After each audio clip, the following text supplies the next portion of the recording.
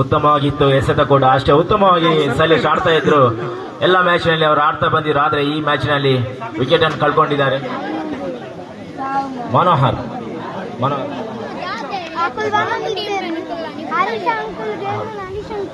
ಅವರು ಎರಡನೇ ಓವರ್ನ ಮೂರನೇ ಎಸೆತವನ್ನು ಎದುರಿಸಲು ರೆಡಿ ಆಗ್ತಾ ಇದ್ದಾರೆ. ಸ್ಟ್ರೈಕ್ ನಲ್ಲಿ ಮನೋಹರ್, ನಾನ್ ಸ್ಟ್ರೈಕ್ ನಲ್ಲಿ ಕಮಲಾಕ್ಷ, ಬೌಲಿಂಗ್ ಭಾಗದಲ್ಲಿ ರಾಕೇಶ್ ಅವರು. ಅಂಪೈರ್ ದಾಟಿ ಹಾಕಿದಂತ ಚೆಂಡು, ಉತ್ತಮವಾದ ಚೆಂಡು, ಅಷ್ಟೇ ಉತ್ತಮವಾಗಿ ಸ್ಟಂಪ್ ಔಟ್ ಮಾಡಿದ್ದಾರೆ ದೈವಿಕ್ ಪ್ರಭುರವರು.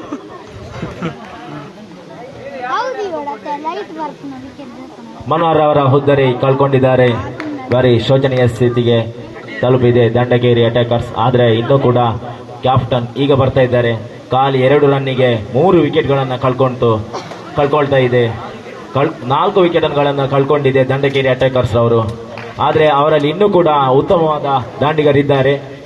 ಕಮಲಾಕ್ಷ ನಾನ್ ಸ್ಟ್ರೈಕ್ ವಿಭಾಗದಲ್ಲಿ, ಸ್ಟ್ರೈಕ್ ವಿಭಾಗದಲ್ಲಿ ಕ್ಯಾಪ್ಟನ್ ಆದಂತ ಸಮಿತ್ರ ಅವರು ತುಂಬಾ ಉತ್ತಮವಾಗಿ ಆಡಿದ್ರು. ಅದು ಕೂಡ ಹೊರಗೆ ಹೊಡೆದು, ಕಾಂಪೌಂಡ್ ನಿಂದ ಹೊರಗೆ ಹೊಡೆದು ಔಟ್ ಆಗಿದ್ದಾರೆ ದಂಡಕೇರಿ ಅಟ್ಯಾಕರ್ಸ್ ಅವರು. 5 ವಿಕೆಟ್ ನಷ್ಟ. ಖಾಲಿ 2ನೇ ಓವರ್ ಪ್ರಗತಿಯಲ್ಲಿ 2 ರನ್ಗಳಿಗೆ, 2ನೇ ಓವರ್ ಪ್ರಗತಿಯಲ್ಲಿ ಖಾಲಿ 2 ರನ್ನಿಗೆ 5 ವಿಕೆಟ್ಗಳನ್ನ ಕಳ್ಕೊಂಡಿದ್ದಾರೆ ದಂಡಕೇರಿ ಅಟ್ಯಾಕರ್ಸ್ ಅವರು. ಲಾಸ್ಟ್ 2 ಎಸೆತಗಳು, ಅಂತಿಮ 2 ಎಸೆತಗಳು ಬಾಕಿ ಇದೆ. ಉತ್ತಮವಾಗಿ ಬೌಲಿಂಗ್ ಮಾಡ್ತಿರ್ತಕ್ಕಂಥ ರಾಕೇಶ್ ಅವರು ಮತ್ತೊಮ್ಮೆ ಉತ್ತಮವಾಗಿ ಆಡಿದ್ದಾರೆ.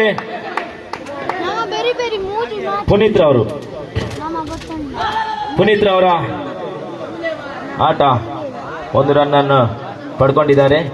2ನೇ ಓವರ್ನ ಅಂತಿಮ ಎಸೆತನ್ನು ಎಸೆತಾ ಇದ್ದಾರೆ ರಾಕೇಶ್ ಅವರು.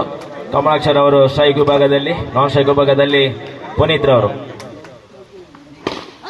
ಉತ್ತಮವಾಗಿ ಆಡಿದ್ದಾರೆ. ಕಮಲಾಕ್ಷರ್ ಅವರಿಂದ ಅತ್ಯುತ್ತಮವಾದ